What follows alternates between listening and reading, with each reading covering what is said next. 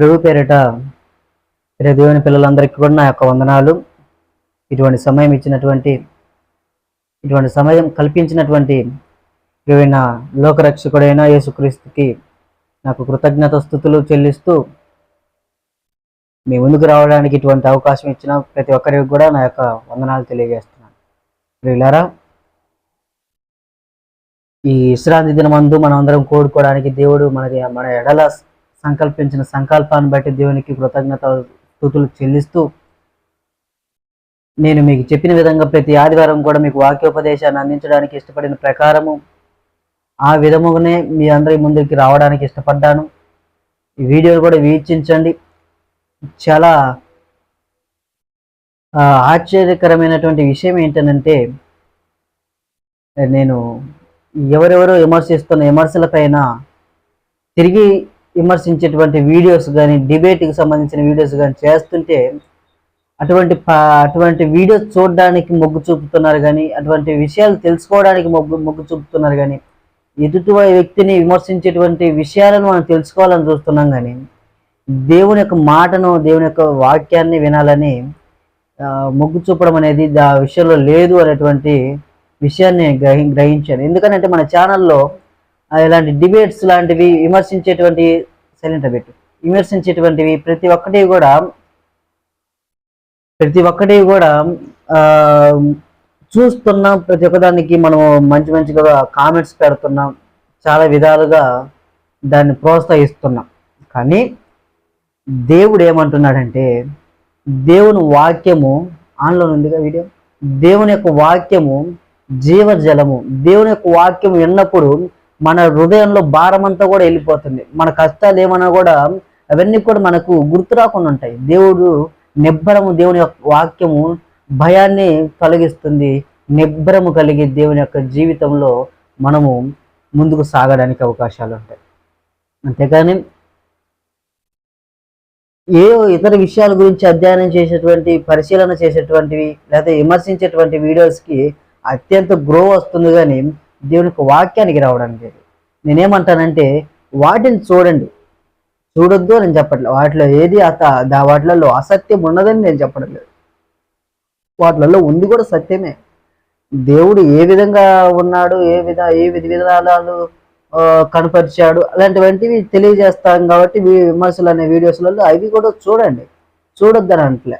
ఎందుకంటే దేవుడి గురించి మనం తెలుసుకునే హిస్టారికల్ వీడియోస్ అవి. అదేవిధంగా అవి ఎట్లా అయితే మీరు అందరూ కూడా ఆదరిస్తున్నారో, యేసుక్రీస్తు వారి యొక్క వాక్యాన్ని కూడా ఆదరించాలి. మన ఛానల్లో వాక్యాలు ఇప్పటికీ నేను 2-3 వాక్యోపదేశాలు పెట్టాను. ఆ వర్తమానాలని చాలా తక్కువగా చూస్తున్నారు, ఏదో 50 మంది అలా. అదే విమర్శకు సంబంధించినవి చాలా మంది చూస్తున్నారు. వాటిని దేవుని వాక్యాన్ని కూడా మనం అందరికి కూడా గమనించి దేవుని వాక్యాన్ని వినటానికి ఇష్టపడదాం. కాబట్టి మీ అందరికీ కూడా ముఖ్య గమనిక, దేవుని యొక్క వాక్యాన్ని ఆదరించండి. దేవుడు మనల్ని ఆదరిస్తాడు. దేవుని యొక్క వాక్యాన్ని ఆదరించడం అంటే దేవుని యొక్క వాక్యాన్ని విని దాని పరంగా మనం అందరం కూడా నడుచుకోవాలని విజ్ఞప్తి చేస్తున్నాను. అదేవిధంగా నేను ఒక ఆలోచించినప్పుడు విమర్శలు అనేవి తప్పు అని నాకు తెలుసు. ఒకరిని విమర్శించడం అనేది తప్పు అని తెలుసు, కానీ ఎందుకు విమర్శిస్తున్నావన్నా అని మీరు అనుకోవచ్చు. యేసుక్రీస్తు వారిని విమర్శించే వారిని, వారి ప్రతి విమర్శగా నేను సమాధానం చెప్పకపోతే మీరు చెడు మార్గంలోకి వెళ్ళడానికి వీలుంటుంది. కాబట్టి వారి విమర్శలు నిజమా కాదా, అవి అబద్ధమైతే ఏ విధమైనటువంటి విషయాలు నిజమో ఆ విషయాలు మీకు తెలియజేయాలి. ఒకవేళ సత్యమైతే నేను మౌనంగా ఉండాలి. అబద్ధమైతే నా నోరు విప్పాలి, కానీ అబద్ధం కాకుండా సత్యమైతే అది నా నోరు విప్పాల్సిన అవసరం లేదు. కాబట్టి నేను ప్రతి విమర్శ ఎందుకు వీడియో చేస్తున్నానంటే ఇది విషయం. కాబట్టి నేను అనుకున్నది ఏంటంటే, ఇవన్నీ కూడా వేస్ట్ అనిపిస్తుంది. ఎందుకంటే దేవుని యొక్క విషయాలను బట్టి ఆలోచించినట్లయితే ఇవి మనకు తగ వీడియోసే. దేవుణ్ణి విమర్శించే వారిని తప్పుపడ్డం అనేది నా వరకైతే, నేను అనుకున్నంత వరకైతే చాలా మంచి మార్గంలో నడిపించాలనే ఉద్దేశంతో చేస్తాం. కాబట్టి మంచిది అని నేను అనుకుంటున్నాను. అయితే నేను ఏమంటానంటే, ఇలాంటి విమర్శలు అనే వీడియోలు ఒకరి మధ్య ఒక ఘర్షణల్ని ఘర్షణని గొడవల్ని చెలరేగించడానికి తోడ్పడుతుంటాయి. కాబట్టి ఈ విమర్శలు అనే వీడియోస్ చాలా తక్కువగా చేయడానికి ఇష్టపడుతున్నాను. నేను ఆలోచించినప్పుడు ఆ ఆలోచన నాలో వచ్చింది. చాలా తక్కువగా, ఏదో పెద్ద కాంట్రవర్సీ జరిగినప్పుడు వీటి ఎడల స్పందించాలి అనే ఆలోచన నాలో వచ్చింది. కాబట్టి నేను చాలా తక్కువగా విమర్శలు, డిబేట్ లాంటి వీడియోస్ చేయాలని నేను ఇష్టపడుతున్నాను. చేయనని నేను చెప్పడం లేదు, చాలా తక్కువగా చేస్తాను. అది ఏదన్నా ఎక్కువ కాంట్రవర్సీ అయినప్పుడు చేస్తాను. నేను ముఖ్యంగా దేవుని వాక్యాన్ని ప్రకటించాలని ఇష్టపడుతున్నాను. దేవుని వాక్యాన్ని మీ అందరికి కూడా పెడుతున్నాను. ముఖ్యంగా మనం గమనించాల్సిన విషయం ఏంటంటే, మనం అందరం కూడా ఒక భారతీయులం అంతే. ఆగస్టు 15వ తారీఖు మీరు చూసినటువంటి వీడియోని గమనించినట్లయితే, క్రైస్తవుడు కానీ, హిందువుడు కానీ, ముస్లిం కానీ, సిక్కులు కానీ, ఇంకా చాలా చాలా ఇతర కులాలు, మతాలు అటువంటి మనుషులను మనం చూస్తూ ఉన్నాం. వీరందరిని బట్టి కూడా వీరందరూ కూడా మన భారతదేశంలో ఉన్నారు. కాబట్టి భారతదేశం అనేది ఔన్నత్యంలో ఏకత్వం గల దేశం. కాబట్టి భారతదేశం అనేది అన్ని కుల మతాలకు సంబంధించిన దేశం. కాబట్టి మన అందరం కూడా క్రిస్టియన్స్, ముస్లిమ్స్, ఇది హిందువులని మత భేదాలు లేకుండా అందరం భారతీయులు, భారతీయ బిడ్డలు అనే ఏకాభిభావంతో మనం అందరం కూడా మెలిగి ఉండాలని, సహోదర భావంతో మనం అందరం కూడా మెలిగి ఉండాలని మీకు ముఖ్య గమనిక తెలియజేస్తూ, ఎవరు కూడా ఎవరి మీద కూడా ఘర్షణ లాంటివి, గొడవలు లాంటివి ఏవి కూడా పెట్టకుండా, మత కుల వివక్షలు చూయించకుండా దేవుని పరంగా దేవుని యొక్క మార్గాల్లో అనుసరిస్తారని మీ అందరికీ తెలియజేస్తూ మనం వాక్య భాగంలోకి వెళ్దాం. కాబట్టి ప్రియమైన దేవుని పిల్లలారా, మీ అందరూ గమనించాల్సిన విషయం ఏంటంటే, మీరందరూ తప్పక వినాలి. దేవుని యొక్క ఆదరణ, దేవుని యొక్క కృప మన జీవితాల్లో ఉండాలి అంటే, దేవుని యొక్క వర్తమానాన్ని, వాక్యోపదేశాన్ని మనం ఎప్పుడైతే విని మన జీవితాల్లో పాటిస్తామో, దేవుడు కూడా మన జీవితాన్ని ఆశీర్వదిస్తాడు. కాబట్టి ఈరోజు మనం వాక్యంలోకి వెళ్ళే ముందు దేని గురించి మనం మాట్లాడుకుంటున్నామంటే, గర్వము అనే విషయం గురించి మనం మాట్లాడుకుందాం. గర్వము అనే విషయం అనే ఒక పదము మానవ జీవితంలో ఏదైనా ఉంది అనంటే గర్వం అనే పాపము ఉంది. అది నేను మీకు తెలియజేస్తాను. ఎక్కడ ఉంది అనంటే గర్వము. సామెతల గ్రంథము 21వ అధ్యాయం 4వ వచనంలో నేను ముందుగా ఆ విషయాలు మీకు తెలియజేస్తాను. దాని తర్వాతనే మనం వాక్య దేశంలోకి వెళ్దాం. సామెతల గ్రంథము ప్రతి ఒక్కరు కూడా మీరు ఈ బైబిల్లో తెరిచి చూసినట్లయితే దేవుని యొక్క వాక్యాన్ని మనం అందరం కూడా చూద్దాము. సామెతల గ్రంథము 21వ అధ్యాయం 4వ వచనంలో దేవుడు ఒక మాట మనతో చెప్తున్నాడు. 21వ అధ్యాయం 4వ వచనంలో ఒక మాట చెప్తున్నారు. అహంకారము దృష్టియు, గర్వ హృదయమును, భక్తిహీనుల క్షేమమును పాపయుక్తములు. ఏమిటంటే అహంకార దృష్టియు, గర్వ హృదయమును, భక్తిహీనుల క్షేమమును పాపయుక్తములు అని దేవుడు మాట్లాడుతున్నాడు. హల్లెలూయా. అహంకార దృష్టి అని ఎలా ఉండిద్దంటే, మనం ఒక గొప్ప స్థాయిలో ఉన్నప్పుడు ధనపరంగా కానీ ఏదో ఒక దేని పరంగా అయినా కూడా ఒక స్థాయిలో మనం ఉన్నప్పుడు ఎదుటోళ్ళు లేని వాడిని చూస్తే అదొక రకంగా చూస్తూ ఉంటాం. ఏముంది వాడి దగ్గర, వాడెంత నా ముందు, వాడికి నాకు సంబంధం ఏంది, వాడికి నాకు పోలికేంది, అసలు వాడెంత, వాడి జీవితం అంతా, వాడి బ్రతికెంత, వాడు నా కాళ్ళ కింద దుమ్ము లాంటి వాడు, ధూళి లాంటి వాడు, వాడు నాకు తగిన వాడే కాదు, వాడు నాకు తూగుతాడా, నాకు ధనవంతుడా, నాకు శక్తివంతుడా, నా ఎంత ఉన్నతస్తుడా అనేటువంటి గర్వ దృష్టి, అహంకార దృష్టి గలవారు పాపయుక్తులు అని దేవుడు చెప్తున్నాడు. అదేవిధంగా గర్వ హృదయము, గర్వము, నాకంటే బలవంతుడు ఎవడు ఉన్నాడు, నాకంటే ధనవంతుడు ఎవడు ఉన్నాడు, నాకంటే గుణవంతుడు ఎవడు ఉన్నాడు, నాకంటే ఉన్నతమైన స్థాయిలో ఉన్నటువంటి వాడు ఎవడున్నాడు, నా ఇల్లుగా నేను కట్టినంత, నాకున్నంత ఆస్తి ఎవరికి ఉంది, నేను కట్టినంత ఇల్లు ఎవడు కట్టాడు, నాకు ఆడున్నంత డబ్బు ఎవరి దగ్గర ఉన్నది, నా బలం చేత, నాకు శక్తి స్థాయిల చేత నేను కష్టపడి సంపాదించుకున్న సొమ్ము ఇది అని గర్వపడే హృదయాలు కూడా పాపయుక్తమైనవని దేవుడు మనకు తెలియజేస్తున్నాడు. హల్లెలూయా. ఎలాంటివి పాపయుక్తమైనవి అంటే అహంకార దృష్టియు, గర్వము, గర్వ హృదయమును, భక్తిహీనుల క్షేమమును పాపయుక్తములు.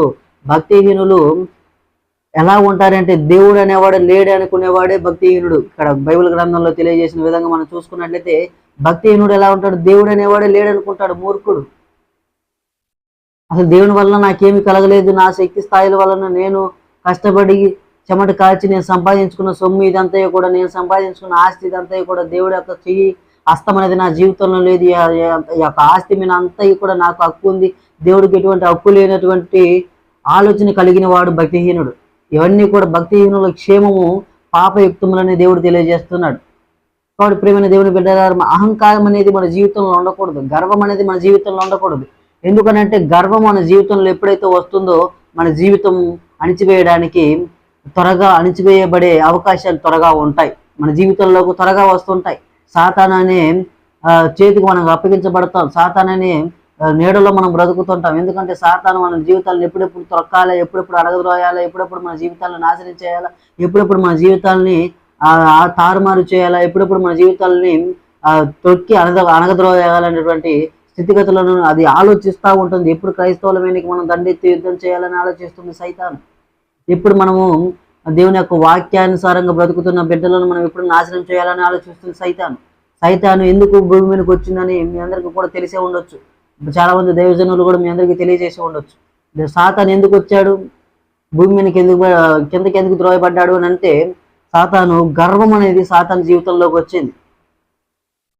గర్వం అనేది సాతాను జీవితంలోకి వచ్చినప్పుడు సాతాను ఈ లోకానికి త్రోయబడ్డాడు, కిందకి త్రోయబడ్డాడు. కాబట్టి ఏమైనా దేవుని బిడ్డలారా, సాతాను లాంటి జీవితం మనము జీవించకూడదు.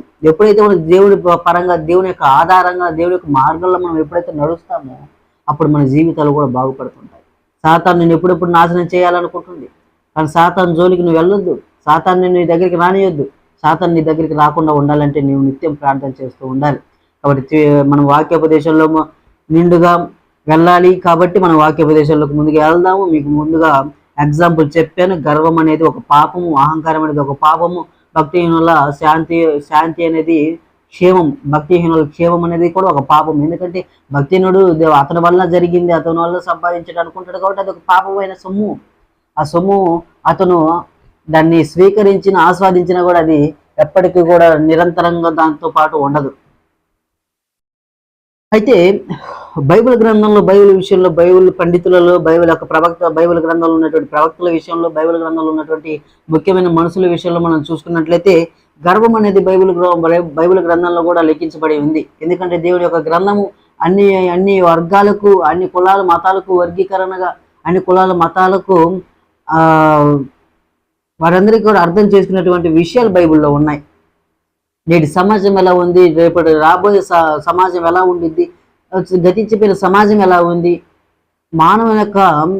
మానవునికి ఉండవలసిన లక్షణాలేంటి, ఉండకూడని లక్షణాలేంటి, మానవుడు ఏ విధంగా బ్రతకాలి, మానవుడు ఏ విధంగా జీవించాలి, మానవుడు ఎలా ఉంటే పరలోకానికి వెళ్తాడు, మానవుడికి పాపాలు ఎలాగా చేస్తున్నాడు, పాపాలు క్షమించబడతాయా క్షమించబడవా, దేవుణ్ణి ఏ విధంగా నమ్మాలి, దేవుణ్ణి ఏ విధంగా ఆరాధించాలి, దేవుణ్ణి ఏ విధంగా అతనికి మహిమపరచాలి అనేటువంటి విషయాలు మన బైబిల్ గ్రంథంలో నిజమైన దేవుడు వారి యొక్క ప్రవక్తల ద్వారా స్వయంగా దేవుడు కూడా చెప్పి రాయించిన విషయాలు కూడా బైబిల్ గ్రంథంలో ఉన్నాయి. కాబట్టి ప్రేమైన దేవుని బిడ్డలారా, బైబిల్ గ్రంథంలో మనం చూసుకున్నట్లయితే సౌలుకి ఇశ్రాయేలు యొక్క రాజ్యాన్ని అప్పగించారు. ఇశ్రాయేలులకు మొట్టమొదటి రాజు ఎవరైనా ఉన్నారంటే సౌలు మాత్రమే. సౌలుని దేవుడు ఎన్నుకున్నాడు. సౌలుని దేవుడు ఎన్నుకున్నప్పుడు సౌలు గర్వం ఏర్పడింది. ఒకనాడు సౌలు గర్వం ఏర్పడినప్పుడు సౌలు గర్వంతో ఈ రాజ్యాన్ని నేనే పరిపాలిస్తున్నా, ఈ రాజ్యాన్ని నేనే పాలిస్తున్నా, ఈ రాజ్యాన్ని నేనే పోషిస్తున్నాను, వీరందరూ కూడా నా కింద ఏదో కుక్కల లాంటి వారు, నా కింద బానిసలు అనేటువంటి ఆలోచన సౌలుకి వచ్చింది. ఇటువంటి గర్వం వచ్చినప్పుడు సౌలు విషయంలో దేవుడు ఏం చేశాడో తెలుసా? ఈ గర్వం అనేది సౌలు జీవితాన్ని ఏ విధంగా అణిచివేసిందంటే మొదటి సమూయేలు గ్రంథంలో ఒక విషయం మనం చదువుకుందాం. మొదటి సమూయేలు గ్రంథము 15వ అధ్యాయము 26వ వచనంలో ఒక విషయం మీకు చదివి వినిపిస్తాను. మీరందరూ కూడా మీ యొక్క బైబిల్ గ్రంథంలో చూడండి.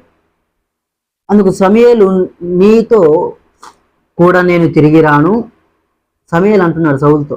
అందుకు సమూయేలు, నీతో కూడా నేను తిరిగి రాను, నువ్వు యెహోవా ఆజ్ఞను విసర్జించితివి గనుక ఇశ్రాయేలీయుల మీద రాజుగా ఉండకుండా యెహోవా నిన్ను విసర్జించినని చెప్పి వెళ్ళిపోవాలనని తిరగగా సౌలు అతని దుప్పటి చెంగు పట్టుకొనినందున అది చినిగెను. అప్పుడు సమూయేలు అతనితో ఇట్లనెను, నేడు యెహోవా ఇశ్రాయేలీయుల రాజ్యమును నీ చేతిలో నుండి లాగివేసి నీకంటే ఉత్తముడైన నీ పొరుగువానికి దానిని అప్పగించి ఉన్నాడు. మరియు ఇశ్రాయేలీయులకు ఆధారమైన వాడు నరుడు కాడు, ఆయన అబద్ధమాడు పశ్చాత్తాపపడడు. అందుకు సౌలు, నేను పాపము చేసి తిని, అయినను నా జనులు పెద్దల ఎదుటను ఇశ్రాయేలీయుల ఎదుటను నన్ను గణపరిచిన యెహోవాకు మ్రొక్కుటకై నేను పోగా నాతో కూడా తిరిగి రమ్మని అతనిని వేడుకొనినందున సమూయేలు తిరిగి సౌలు వెంట వెళ్ళెను. సౌలు యెహోవాకు మొక్కి తర్వాత సమూయేలు, అమాలేకీయులారా జైన నా దగ్గరికి తీసుకుని రండి అని చెప్పెను. అగగు సంతోషముగా అతని దగ్గరకు వచ్చి, మరణ శ్రమ నాకు గడిచిపోయెను అని చెప్పగా, సమూయేలు, నీ కత్తి స్త్రీలకు సంతు లేకుండా చేసినట్లు నీ తల్లికిని స్త్రీలలో సంతు లేకపోయినని అతనితో చెప్పి, గిల్గాలులో యెహోవా సన్నిధిని అడుగును తుత్తునీయులుగా నరికెను. ఇక్కడ మనం తెలుసుకోవాల్సిన వినాల్సిన విషయం ఏంటంటే 15వ అధ్యాయం 26వ వచనమే మనకు కావాల్సింది. ఇదంతా ఎందుకు చదివానంటే, ఇది ఎందుకు ఈ విషయం దావీదు సమూయేలు విషయంలో సౌలు వెంట ఎందుకు వెళ్ళలేదు అనే విషయాలు మనం తెలుసుకోవాలి. కాబట్టి ఇవి మొత్తం కూడా చదివి వినిపించాను. ముఖ్యంగా మన వాక్యోపదేశం చెప్పుకోవాల్సిన అంశం ఏంటంటే, లేఖనం నేను చదువుతాను, మరోసారి వినండి. అందుకు సమూయేలు, నీతో కూడా నేను తిరిగి రాను, నీవు యెహోవా ఆజ్ఞను విసర్జించుతివి గనుక ఇశ్రాయేలుల మీద రాజుగా ఉండకుండా యెహోవా నిన్ను విసర్జించడని చెప్పి వెళ్ళిపోవాలని తిరగగా, సౌలు అతని దుప్పటి చెంగు పట్టుకునినందున అది చినిగెను. అందుకు సమూయేలు అతనితో ఇట్లనే నేడు యెహోవా ఇశ్రాయేలీయుల రాజ్యమును నీ చేతిలో నుండి లాగివేసి నీకంటే ఉత్తముడైన నీ పొరుగువానికి దానిని అప్పగించుచున్నాడు అని దేవుడు చెప్తున్నాడు. హల్లెలూయా. సౌలు చెప్తున్నాడు, సమూయేలు చెప్తున్నాడు సౌలుతో. ఏ విధంగా చెప్తున్నాడు? ఏమొచ్చింది? యెహోవా ఆజ్ఞలను విసర్జించాడు. గర్వం ఎప్పుడైతే సౌలు జీవితంలోకి వచ్చిందో, గర్వం ఎప్పుడైతే సౌలు యొక్క బ్రతుకులో, సౌలు యొక్క హృదయాల్లో కలిగిందో, గర్వం వచ్చినప్పుడు దేవుని యొక్క ఆజ్ఞలను అతను ఎప్పుడైతే విసర్జించాడో, దేవుడు కూడా అతని అధికారాన్ని తిరిగి తీసుకున్నాడు. హల్లెలూయా. గర్వం అనేది అధికారులకు చాలా ఎక్కువగా ఉంటుంది. అధికారులకు, నాయకులకు చాలా ఎక్కువగా గర్వం అనేది ఉంటుంది. నేనే గొప్ప, నేనే పెద్ద, నేనే బలాఢ్యుని అనేటువంటి గర్వంలో అధికారులు ముందుగా ఉంటారు. ఎప్పుడైతే సౌలు జీవితంలో గర్వం వచ్చిందో, ఎప్పుడైతే సౌలు జీవితంలో అహంకారం వచ్చిందో, ఎప్పుడైతే సౌలు జీవితంలో దేవుని యొక్క ఆజ్ఞలను విసర్జించాడో, దేవుని యొక్క ఆజ్ఞలను విసర్జించి వాటిని పాటించకుండా ఎప్పుడైతే సౌలు ప్రవర్తించాడో, ఆ రోజు సౌలు యొక్క అధికారాన్ని దేవుడు తీసి పడేశాడు. హల్లెలూయా. మరెవరికి ఇచ్చారు అనంటే దావీదుకి ఇచ్చారు. సౌలు యొక్క అధికారాన్ని దావీదుకు అప్పగించాడు. దావీదు ఉత్తముడు, అబద్ధమాడడు, పక్షపాతం లేనటువంటి వ్యక్తి, సుందరమైనటువంటి అందము గలవాడు. దావీదు విషయంలో దేవుడు వర్ణించిన వర్ణన ఇది. అటువంటి వానికి నేను ఇశ్రాయేలు మీద రాజుగా చేయడానికి ఇష్టపడుతున్నానని చెప్పాడు. సౌలు జీవితంలో గర్వం వచ్చింది. గర్వం రాకపోతే సురక్షితంగా ఇశ్రాయేలీయులను పాలించడానికి అవకాశం ఉండేదేమో. గర్వం అనేది ఎప్పుడైతే తన జీవితంలోకి వచ్చిందో, తన అధికారాన్ని కోల్పోయాడు, తన యొక్క బలాన్ని కోల్పోయాడు, తన ఆస్తిని, స్థిరాస్తులన్నింటిని కోల్పోయాడు. చివరికి ఏమైంది? గర్వం ద్వారా సౌలు తన కత్తి మీద తనే పడి మరణించాడు. హల్లెలూయా. గర్వం అనేది అంత భయంకరమైనది. చూడండి దేవుని పిల్లలారా, గర్వం అనేది మన జీవితంలో ఎప్పుడైతే వస్తుందో, మన జీవితంలో గర్వం వచ్చినప్పుడు అది నాశనానికి దారి తీస్తుంది. ఒక మాట మనం చూసుకున్నాం, నాశనానికి దారి తీయడం అనేది బైబిల్ గ్రంథంలో మీకు చదివి వినిపిస్తాను. సామెతల గ్రంథంలోనే ఉండిద్ది అనుకుంటా. సామెతల గ్రంథం 16వ అధ్యాయం 18వ వచనంలో ఆ మాట ఉండిద్ది. చదివి వినిపిస్తాను, చూడండి. సామెతల గ్రంథము 16వ అధ్యాయము 18వ వచనంలో ఉంటుంది, చూడండి. నాశనమునకు ముందు గర్వము నడుచును, పడిపోవుటకు ముందు అహంకారమైన మనస్సు నడుచును.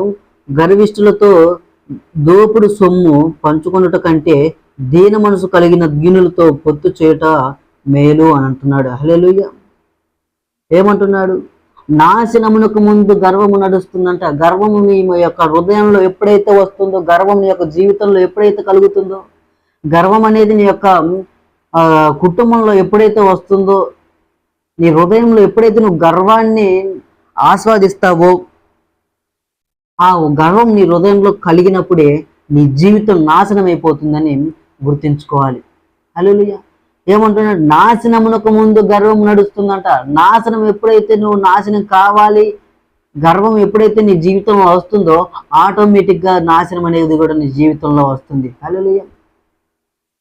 గర్వం అనేది నాశనం చేస్తుంది. గర్వం అనేది ఆర్థికంగా నువ్వు బలపడినా కూడా ఆర్థిక సొమ్ము అనేది, ఆస్తి స్థిరాస్తులు అనేవి కూడా నీ జీవితంలో, నీ కుటుంబంలో ఉండవు. నీ ఆస్తి మొత్తం కూడా దిగజారిపోతూ ఉంటాయి. నీ కుటుంబంలో ఎటువంటి సంతోషం, సుఖం అనేది లేకుండా పోతుంది. నీ కుటుంబం ఎప్పుడు కూడా కష్టకాలంలో ఉన్నటువంటి కుటుంబంలాగా మిగిలిపోతుంది. నీ కుటుంబం ఎప్పుడు కూడా సమస్యలతో, బాధలతో నిండిపోతూ ఉంటుంది. నీ కుటుంబం ఎప్పుడు కూడా ఆర్థికంగా బలపడే కుటుంబంగా ఉండదు. నీ కుటుంబం ఎప్పుడు కూడా దేవుని యొక్క ఆశీర్వాదాన్ని పొందుపరుచుకునేటువంటి కుటుంబంగా ఉండదు.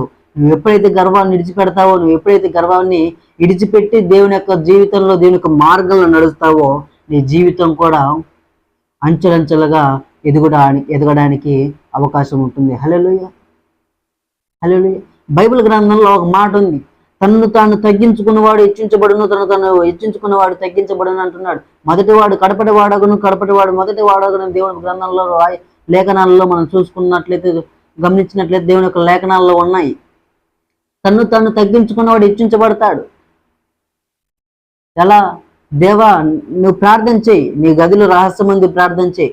దేవా, నేను పాపాత్ముని, నేను గర్విష్ఠిని, నేను అహంకారంతో నేనే గొప్ప, నేనే పెద్ద ఉన్నతమైన స్థితిలో ఉన్నాను, ఆర్థికంగా నేను బలపడ్డాను, నేను గర్వపడ్డాను, నేను మరిచాను, నువ్వు ఇచ్చిన ఆస్తి అంతా కూడా నీ వల్ల కలగలేదు, నా వల్ల కలిగిందని నేను గర్వపడ్డాను. అహంకారం అనేది నా కుటుంబంలో, నా జీవితంలో వచ్చింది.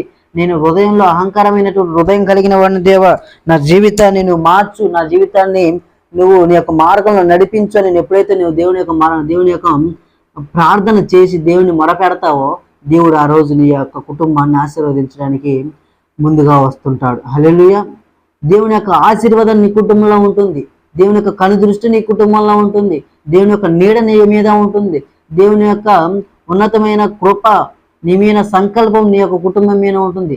సంకల్పం నీ కుటుంబం మీద, దేవుని యొక్క సంకల్పం నీ కుటుంబం మీద ఎప్పుడైతే ఉంటుందో, నీ కుటుంబం కూడా సురక్షితంగా, క్షేమంగా ఈ లోకంలో కొనసాగబడుతుంది. హల్లెలూయా. గర్వం అనేది రాకూడదు. నాశనమునకు ముందుగా గర్వం నాశనముకు ముందుగా గర్వం నడుస్తుంది. దేవుని వాక్యం ప్రకారము మనం గర్వం అనేది మన జీవితంలో ఉండకూడదని దేవుడు చెప్తున్నాడు. అదేవిధంగా ఇక్కడ అహంకారమైన మనసు నడుచును. అహంకారం అన్న కూడా గర్వంతో పాటు, అహంకారం అని అంటే వాడెంత, వాడి బ్రతికెంత, వాడు నా కాళ్ళ కింద దుమ్ము ధూళి, నా కాళ్ళ కింద చెత్త, నేను ఉన్నతమైన వర్గానికి సంబంధించిన వాడిని, వాడు తక్కువ కులం, వాడు తక్కువ మతం, వాడు తక్కువ వర్గం అనేటువంటి అహంకారం మన జీవితంలోకి వచ్చినప్పుడు దేవుడు మన జీవితాన్ని నాశనం చేస్తాడు. హల్లెలూయా. అదేవిధంగా గర్విష్ఠులతో దోపుడు సొమ్ము పంచుకున్నట్టు కంటే, గర్వం తెలుసు కదా, గర్విష్ఠులతో దోపుడు సొమ్ము దొంగలించి అక్రమంగా దోపిడి చేసినటువంటి సొమ్మును మనము పంచుకున్నట్టు కంటే, అది అక్రమంగా వచ్చిన సొమ్ము కదా, పాపం వలన వచ్చిన సొమ్ము కాబట్టి దాన్ని పంచుట కంటే దీన మనసు కలిగిన దీనులతో పొత్తు చేయటం మేలు అని దేవుడు చెప్తున్నాడు. దీన మనసు, తగ్గించుకున్నటువంటి వారి మనసు, దేవుని విషయంలో తగ్గి ఉంటారు. ఎంత ఉన్నా కూడా ఒదిగి ఉన్నటువంటి వారి మనసులో మనం వారితో పొత్తు పెట్టుకోవడం మేలు అని దేవుడు తెలియజేస్తున్నాడు. హల్లెలూయా. దేవుడు ఏమంటున్నాడు? గర్విష్ఠులతో దోపుడు సొమ్ము పంచుకొనుట కంటే దీన మనసు కలిగిన వారితో పొత్తు పెట్టుకొనుట మేలు అని దేవుడు చెప్తున్నాడు. దీన మనసు గలవారంటే చాలా తగ్గి ఒదిగి ఉంటారు, దేవుని యొక్క మార్గంలో నడుస్తూ ఉంటారు, దేవుని యొక్క ఆజ్ఞలను మితిమీరినటువంటి జీవితాల్లో జీవిస్తూ ఉంటారు. దేవుని యొక్క మార్గాన్ని కూడా పక్కదారికి పట్టించినటువంటి వారి జీవితాలతో మనం పొత్తు పెట్టుకోవాలని దేవుడు చెప్తున్నాడు. దీన మనసు గల వారితో మనం పొత్తు పెట్టుకోవాలి. దీన మనసు గల వారితో మనం స్నేహం చేయాలి. దీన మనసు గల వారితో మనము సంభాషించాలి. దీన మనసు గల వారితో మనము మన నడవడికలు వారితో సాగించాలి. దేవుని యొక్క మార్గంలో నడిచినటువంటి వారితో మనం జీవనం సాగించాలి. దేవుని యొక్క వాక్యాన్ని మనకు బోధించేటువంటి వారితో మన యొక్క జీవనాన్ని సాగించాలి. అప్పుడు మన జీవితాలు ఆశీర్వదించబడుతుంటాయి. హల్లెలూయా.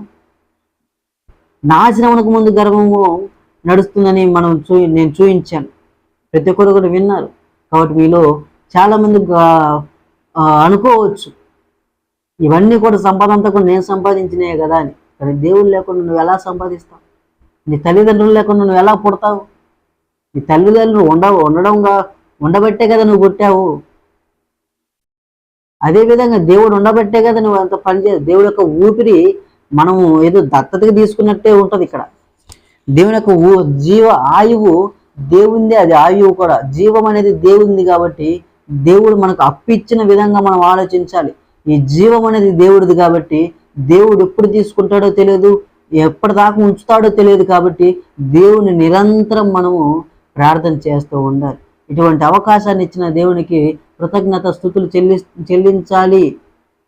ఎందుకు? జీవం అనేది దేవుడిది కాబట్టి. జీవమే లేకుంటే నువ్వు ఏ పని చేస్తావు? ఏ ఉద్యోగాలు చేస్తావు? ఏ బిజినెస్ చేస్తావు? జీవము నీళ్ళు లేనప్పుడు నువ్వు మృత్యుడిగా ఉంటావు, మృత్యువాతకు గురవుతావు. నీలో జీవము లేనప్పుడు ఎటువంటి చలించడానికి ఎటువంటి ప్రాణం ఒక శరీరం లేనప్పుడు నువ్వు ఎలా చలిస్తావు? ఎలా కదులుతావు? కాబట్టి జీవం దేవుంది కాబట్టి ఆ జీవం కొరకు మన దేవుణ్ణి ప్రార్థించాలి. ఆ జీవం మనలో ఉన్నన్ని రోజులే మనం కష్టపడతాం, మనం పని చేస్తాము. ఆ జీవం ఉన్నన్ని రోజులే మనం ఆర్థికంగా బలపడతాం. ఆ జీవం దేవుంది కాబట్టి ఆ జీవం లేకపోతే మనం ఏ పని చేయలేం, ఏ విధంగా మనం బలపడలేం. కాబట్టి ప్రియమైన దేవుని పిల్లలారా, దేవుడు ఏమంటున్నాడంటే, గర్వం ఎలా ఉండిద్దంటే నేను, నాది అనేటువంటి పదాలు వాడితే ఆటోమేటిక్గా అతని జీవితంలో గర్వం ఉందని మనం తెలుసుకోవచ్చు. ఇది నాది, ఏదేదో నార్మల్ విషయాలలో అనడం వేరు, ఆ కుటుంబ విషయంలో చెప్పడం వేరు. ఏదైనా ఒక పెద్ద ఘర్షణకు సంబంధించిన ఘర్షణలలో విభేదాలలో మనం చూసుకున్నట్లయితే, ఇది నా సొమ్ము, ఇది నేను సంపాదించాను, ఇది నేను కష్టపడ్డాను, ఇది నాది అనేటువంటి పదాలు ఎప్పుడైతే నీ నోటి నుండి వస్తాయో అది గర్వానికి సాదృశ్యంగా ఉంటుంది. ప్రియమైన దేవుని పిల్లలారా, ప్రతి ఒక్కరు కూడా గమనించండి, దేవుడు యొక్క జీవితంలో గర్వం, దేవుడు ఏ విధంగా కూడా దేవుడి యొక్క జీవితంలో గర్వం అనేది లేదు. గర్వపడకూడదని దేవుడు చెప్తున్నాడు. గర్వం అనేది ఒక పాపం. సమూయేలు జీవితంలో అదే జరిగింది. గర్వం ఎవరిలో అయితే ఉంటుందో, పడే వాళ్ళని దేవుడు ఏం చేస్తాడు? ముందుగా అణిచివేస్తాడు. ఆ తర్వాత తన గర్వం కూడా తగ్గించుకోకుండా అదే విధంగా కొనసాగిస్తున్నాడా? త్రొక్కుతాడు యేసుక్రీస్తు వారు. హల్లెలూయా. గర్వంలో నీలో నుండి తీసివేయాలి.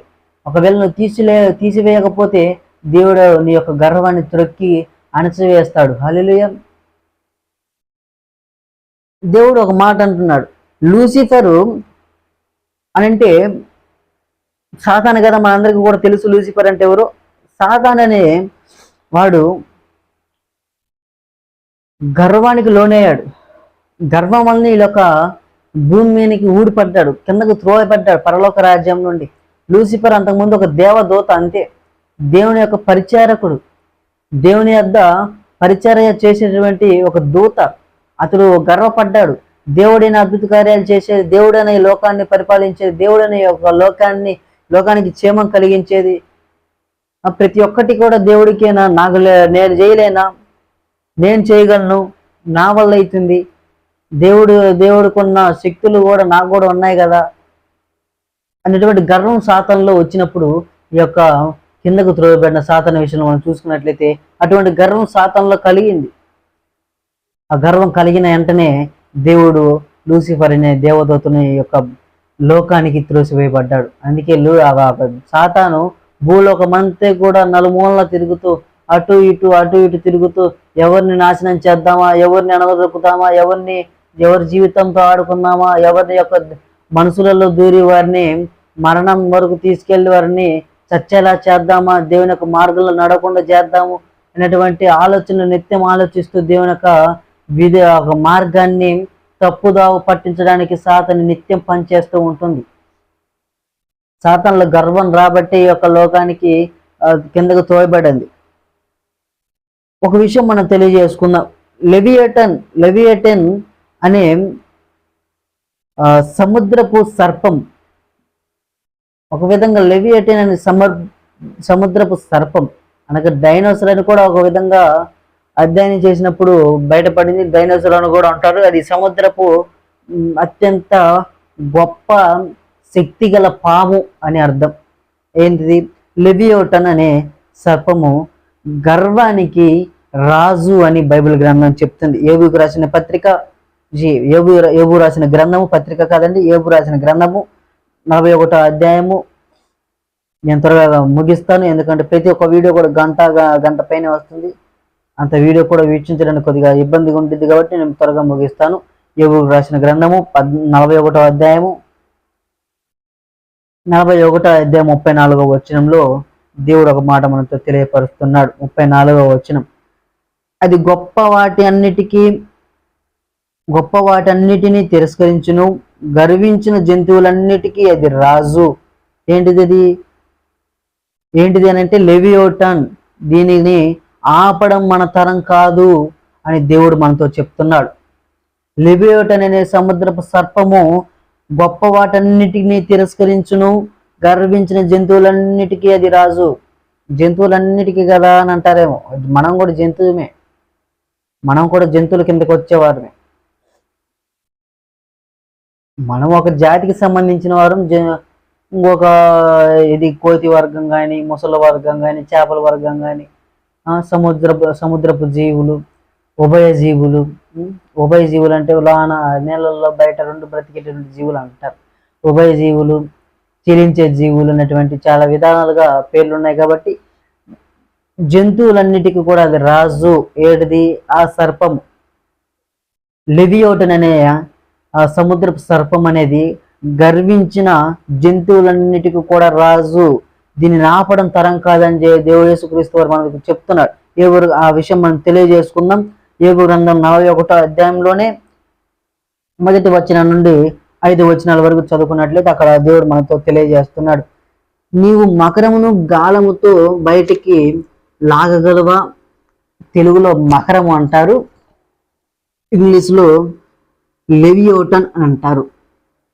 లెవియేటన్ అంటే ఇక్కడ బైబిల్ గ్రంథంలో మకరము అని అంది. నీవు మకరమును గాలముతో బయటికి లాగగలవా? దాని నాలుకకు త్రాడు వేసి లాగగలవా? నీవు దాని ముక్కు గుండా సూత్రము వేయగలవా? దాని దవడకు గాలము ఎక్కించగలవా? అది నీతో ఎన్నపములు చేయనా? మృదువైన మాటలు నీతో పలుకునా? నీవు శాశ్వతముగా దానిని దాసునిగా చేసుకున్నట్లు అది నీతో నిబంధన చేయనా అని బైబిల్ గ్రంథంలో దేవుడు మనతో మాట్లాడుతున్నాడు. ఏమని?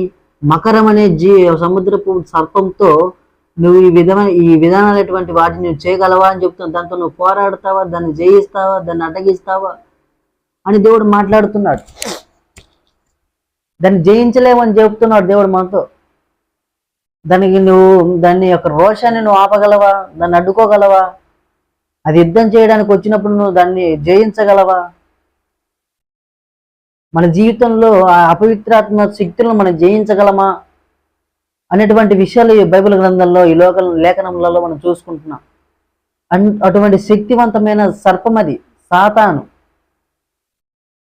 సాతాను మీద జయించడానికి శక్తి మనకు లేదు, కానీ అటువంటి వరాన్ని మనకు దేవుడు దయచేశాడు. హల్లెలూయా. అనేక క్రూరమైనటువంటి సర్పాల నుండి జయించడానికి మనకు వరాన్ని, శక్తిని మనకు దయచేశాడు యేసుక్రీస్తు వారు. హల్లెలూయా. లూకాసు వార్త 10-19 వచనాల్లో మనం చూసుకున్నట్లయితే అక్కడ ఉంది, మనకి వేటి మీద మనకు అధికారం ఉందో దేవుడు మనకి తెలియజేస్తున్నాడు. చూద్దాం. లూకాసు వార్త 10వ అధ్యాయము 19వ వచనంలో చదివి వినిపిస్తా. ఇదిగో పాములను తేళ్లను త్రొక్కుటకును శత్రు బలమంతటి మీదను మీకు అధికారము అనుగ్రహించుచున్నాను. ఏదియు మీకెంత మాత్రమును హాని చేయదు. ఆయనను దయ్యములను మీకు లోబడిచున్నవని సంతోషింపక మీ పేరులు పరలోకమందు రాయబడి ఉన్నవని సంతోషించుడని వారితో చెప్పాను. మరోసారి చదువుతాను.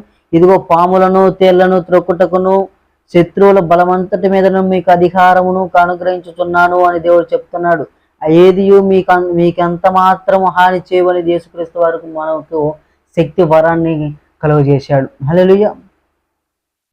సర్పాలను తేళ్లను కూడా జయించడానికి అధికారం మనకి దేవుడు అనుగ్రహించాడు.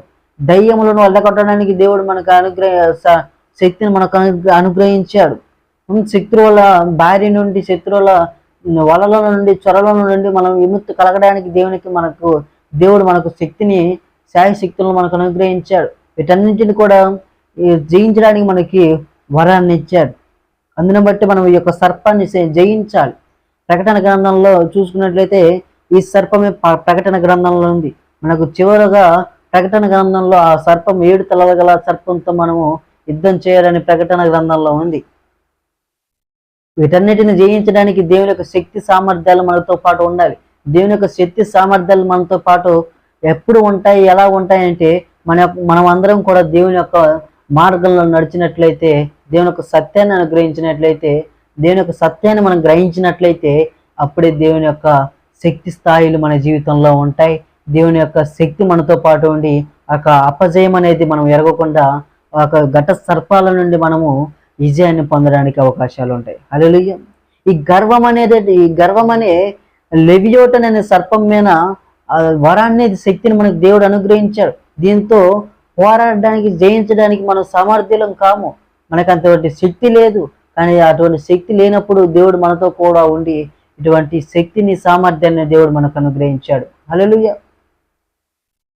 కాబట్టి ప్రియమైన దేవుని పిల్లలారా, ఒక విషయం మనం బైబిల్ గ్రంథంలో చూసుకున్నట్లయితే పౌలు అపవిత్రాత్మకు సంబంధించిన దయ్యములను వెళ్ళగట్టడానికి చాలా చాకచక్యంగా దయ్యాలను వెళ్ళగొడతాడు. చాలా చాకచక్యంగా దయ్యాలను వెళ్ళగొడతాడు. కాబట్టి బైబిల్ గ్రంథంలో చూసినట్లయితే పౌలేనా ఆ దయ్యాలను వెళ్ళగొట్టేది? మా చేత కదా, మేము దేవుని నమ్ముకోవడం లేదా, మేము దేవుని యొక్క మార్గంలో నడవట్లేదా, దేవుని మేము ఆశ్రయించడం లేదా, దేవునికి మేము అర్పణలు చెల్లించడం లేదా, దేవునికి మేము ఇష్టంగా లేమా, దేవుని మేము ప్రేమించడం లేమా, దేవుడు మాతో కార్యాలు జరిగించలేడా, దేవుడు మాతో పాటు ఉండి దయ్యాన్ని వెళ్ళగొట్టలేడా, స్వస్థత కార్యాలు జరిగించలేడా అనేటువంటి గర్వము ఇక్కడ యాజకుల కుమారులకు ఆ గర్వం వచ్చింది. అపోస్తుల కార్యంలో చూసుకున్నట్లయితే యాజకుల కుమారులకు ఆ గర్వం రావడం వలన వారు దయ్యాలను వెళ్ళగొట్టడానికి వెళ్ళినప్పుడు ఏం జరిగిందో తెలుసుకుందాం. ఇక్కడ బైబిల్ గ్రంథంలో అపోస్తుల కార్యములు 19వ అధ్యాయం 15వ వచనం నుండి 16వ వచనం వరకు చూసుకున్నట్లే ఏం జరిగిందో మనం గమనించవచ్చు. అపోస్తుల కార్యములు 19వ అధ్యాయము 15వ వచనంలో, అందుకు ఆ దయ్యమును నేను 14వ వచనం చూసుకున్నాం. యూదుడైన స్కెవయను ఒక ప్రధాన యాజకుని కుమారులు 7 అలాగూ చేయుచుండిరి. ఎవరు కుమారులు? యూదుడైన స్కెవయను ప్రధాన యాజకుని కుమారులు అంట 7. స్కెవయను ప్రధాన కుమారులు 7 ఇలా చేశారు. ఏం చేశారు? అందుకు ఆ దయ్యాలను వెళ్ళగొట్టడానికి ఆ కుమారులు 7 కలిసి వెళ్ళినప్పుడు ఆ దయ్యములు ఏమంటున్నాయో తెలుసా? అందుకు ఆ దయ్యము నేను యేసును గుర్తెరుగుదును, పౌలును కూడా ఎరుగుదును గాని మీరెవరును అడగగా ఆ దయ్యములు పట్టిన వాడు ఎగిరి వారి మీద పడి వారిలో 2 లొంగదీసి గెలిచెను. అందుచేత వారు దిగంబరులై గాయములు తగిలి ఆ ఇంట నుండి పారిపోయెను. హల్లెలూయా. దేవుడు ఎవరితో కార్యం చేయించాలో వారితో కార్యం చేయిస్తాడు. నాతో జయించాలంటే నాతో జయిస్తాడు. నేను ఎంతటి తక్కువ కులస్తున్నైనా సరే, ఎంతటి తక్కువ వర్గానికి సంబంధించిన వాడిని అయినా సరే, ఎంతటి చిన్న వర్తమానికున్నైనా సరే, ఎంతటి ఆర్థికంగా బలపడినటువంటి స్థితిలో ఉన్నవాడినైనా సరే, నాతో సంకల్పం నెరవేర్చాలని దేవుడి యొక్క ఆలోచనలో ఉంటే అది నాతోనే జరిగిస్తాడు. లేదు, ఏదైనా నీతో జరిగించాలని దేవుడి సంకల్పం మీతో ఉంటే మీతోనే జరిగిస్తాడు. దేవుని యొక్క సంకల్పం ఎవరితోనైతే జరిగించాలని దేవుడు అనుకుంటాడో వారితోనే జరిగిస్తాడు. కానీ ఇక్కడ ఈ యాజకుల కుమారులు అలా అనుకున్నారా? ఎస్కేయను ప్రధాన యాజకుడి స్కేయను అనే ప్రధాన యాజకుడికి 7 కుమారులు అట్ట అనుకోలేదు. అతను చేసినంత మాత్రం మేము చేయలేమా, మేము నమ్ముకున్నాం కదా, మేము ఆశ్రయించాం కదా దేవుడిని, మేము నమ్మాం కదా, నమ్మకంగా విశ్వాసంగా ఉంటున్నాం కదా, మా వల్ల ఇద్దని దయ్యాలను వెలగొట్టడానికి వెళ్ళినప్పుడు దయ్యం అంటుంది, నేను యేసును గుర్తుపట్టగలను, యేసు నాకు తెలుసు, అపోస్తులుడైన పౌలు నాకు తెలుసు, కానీ మీరెవరు అని అనడమే కాకుండా గొడ్డలు ఇప్పి తరిమి కొట్టాయి దయ్యాలు. ఇద్దరిని లోపరుచుకొని అతని మీద జయించాయి దయ్యాలు. హల్లెలూయా. బలహీనంగా మనము ఉన్నప్పుడు అపవిత్రమైనటువంటి శక్తులు మన మీదకి వస్తాయి. మనం బలహీనంగా ఉండకూడదు, భయపడకూడదు. ఎప్పుడు కూడా దేవుని యొక్క విషయంలో మనం ఎప్పుడైతే భయపడతామో, మన పిరికితనంగా ఎప్పుడైతే ప్రవర్తిస్తామో, సాతాను ఆటోమేటిక్గా మీ యొక్క కుటుంబంలోకి ప్రవేశిస్తాడు. హల్లెలూయా. మీ కుటుంబంలోకి ఎప్పుడైతే సాతాను ప్రవేశిస్తాడో నీ కుటుంబం కూడా అల్లకల్లోలం అయిపోతుంది. నీ కుటుంబం కూడా ఆర్థికంగా బలపడకుండా ఉంటుంది. నీ కుటుంబము చల్లా చెదిరైపోతుంది. నువ్వు ఏ విధంగా కూడా బలపడలేవు, నువ్వు ఏ విధంగా కూడా ఆశీర్వదించబడలేవు. దేవుని యొక్క కృప, దేవుని యొక్క సంకల్పం నీ కుటుంబంలో లేకుండా సాతాను యొక్క దృష్టి నీ కుటుంబంలో ఉంటే నీ జీవితం అంతా కూడా నాశనం అయిపోతుంది. హల్లెలూయా. గర్వం అనేది నీ జీవితంలో రాకూడదు. స్కేయను అనే ప్రధాన యాజకుని 7 కుమారులకు గర్వం వచ్చింది. అతనైనా చేసేది మేము చేయలేమన్నటువంటి గర్వం వచ్చింది. గర్వం రాబట్టే గుడ్డలిప్పి తరిమి కొట్టే అపవిత్ర ఆత్మలు దిగంబరులుగా చేశాయి ఆ 7 కుమారుల్ని. ఇద్దరిని వశపరుచుకొని వారి మీద జయించాయి. గర్వం అనేది ఎంతటి పనికి దిగజార్చింది. గర్వం అనేది ఇటువంటి స్థితికి దిగజార్చింది.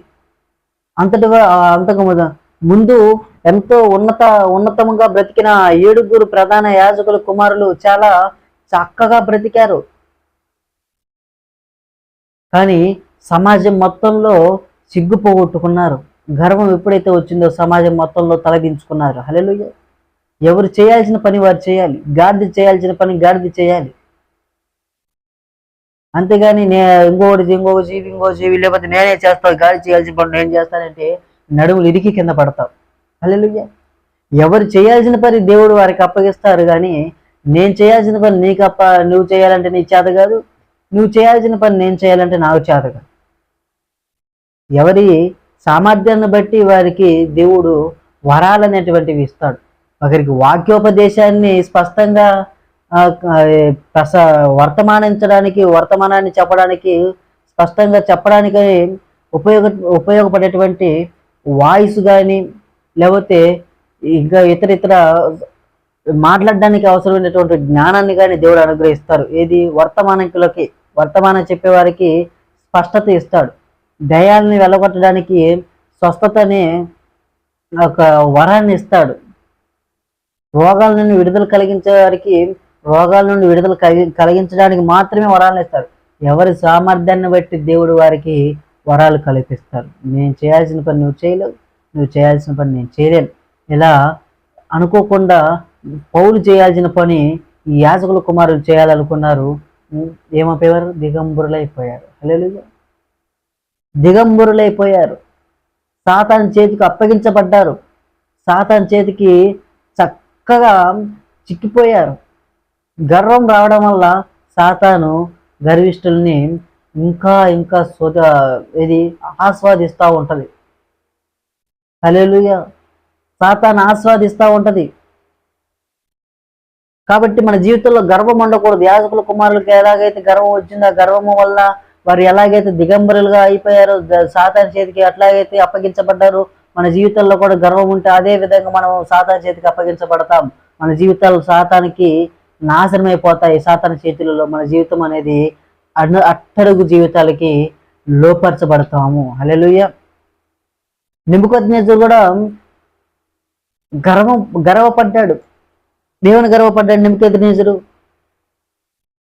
నేను రాజధానిని కల్పించాను, నేను రాజ్యాన్ని పరిపాలిస్తున్నాను, రాజ్యం నా వల్ల బ్రతుకుతుంది, రాజ్యానికి నేనే ఎన్నుముక్క అనేటువంటి గర్వము రాజు యొక్క జీవితంలో కలిగింది.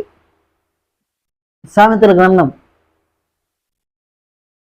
లో మనం ఏమని నాశనమునకు గర్వము ముందు నడుస్తుందని తెలియజేశాం కదా.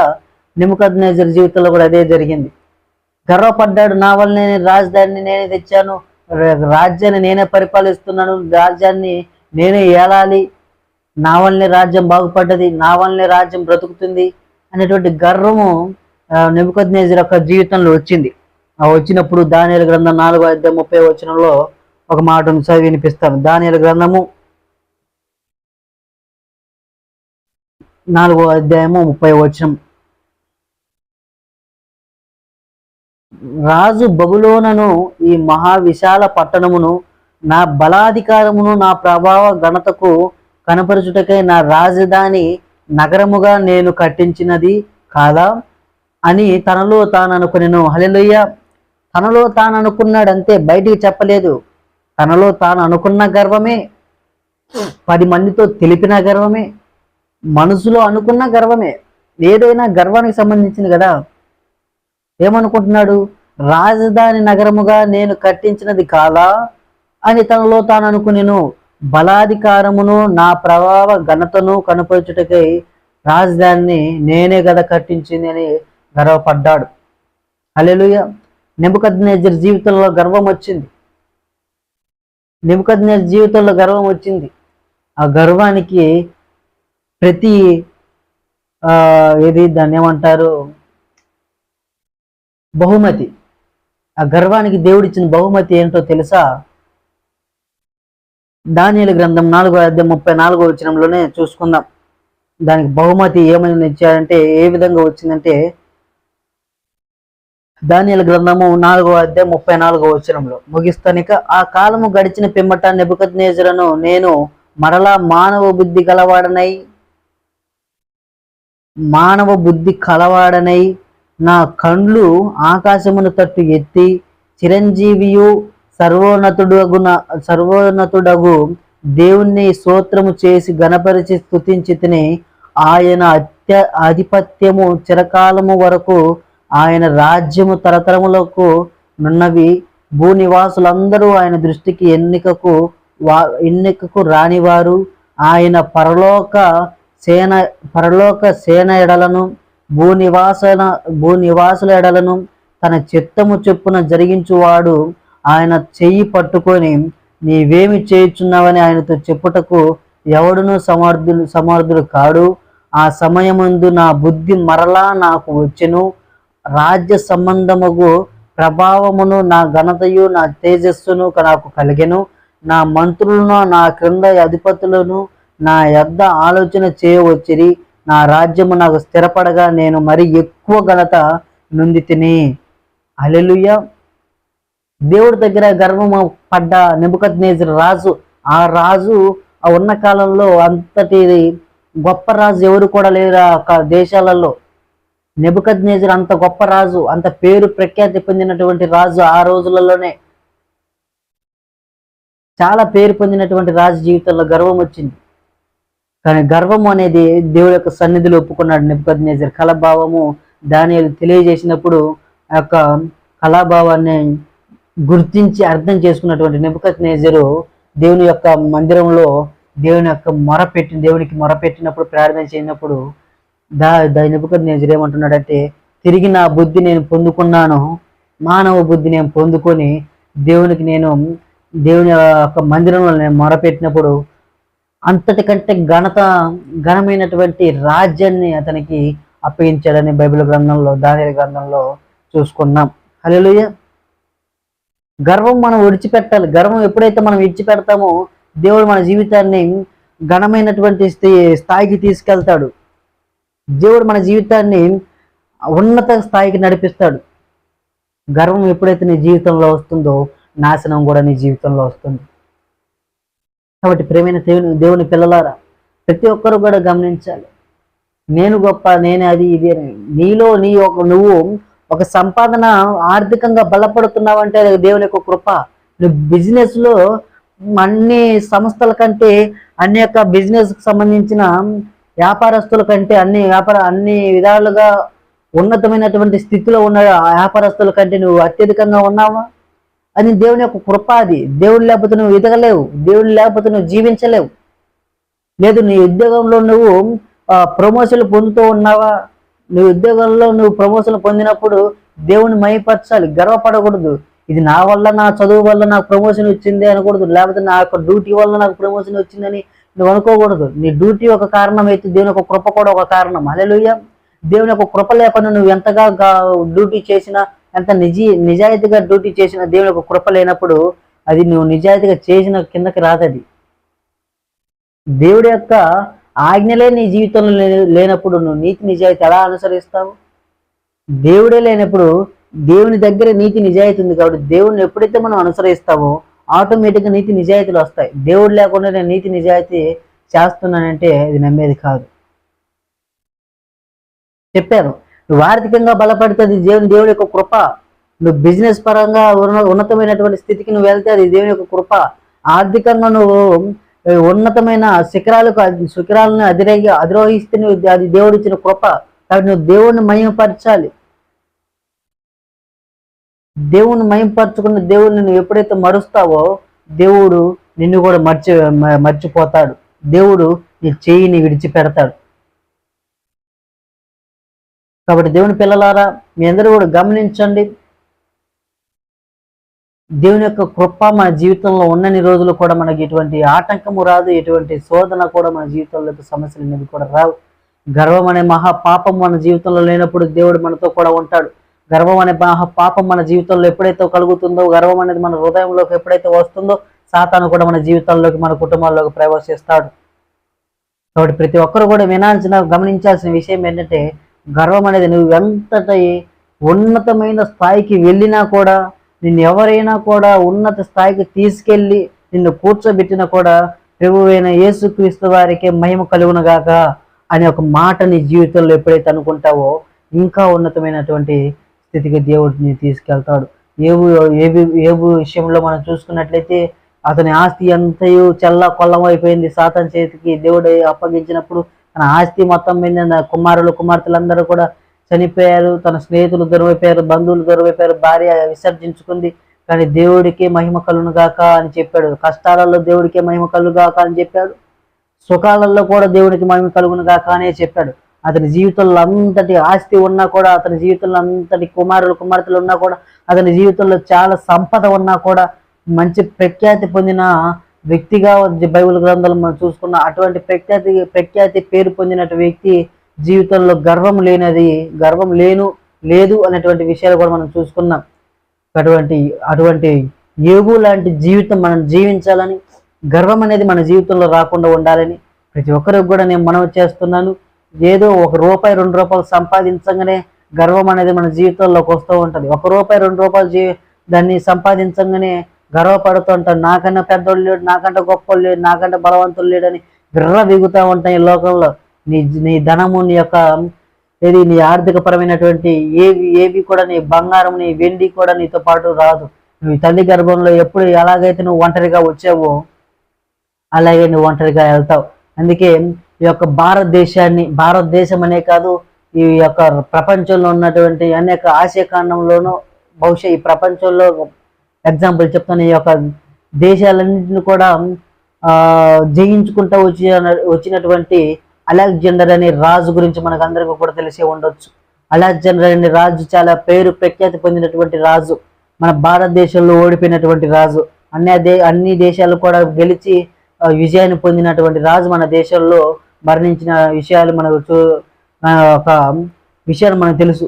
అతను ఎలా మరణించాడంటే, అతడు రాజులు అంటే చాలా చాలా పొడవైనటువంటి బట్టలు ధరిస్తారు కదా, ఆ బట్టలు అనేవి, ఒక క్లాత్ అనేవి, గుర్రము ఆ రోజు బండ్లు అవన్నీ ఉండవు కాబట్టి గుర్రం మీద అతను యుద్ధం చేసేటప్పుడు గుర్రం మీద నుండి కింద పడి అతను మరణించిన విషయాలు మనం గమనించినట్లయితే తెలుసుకోగలం.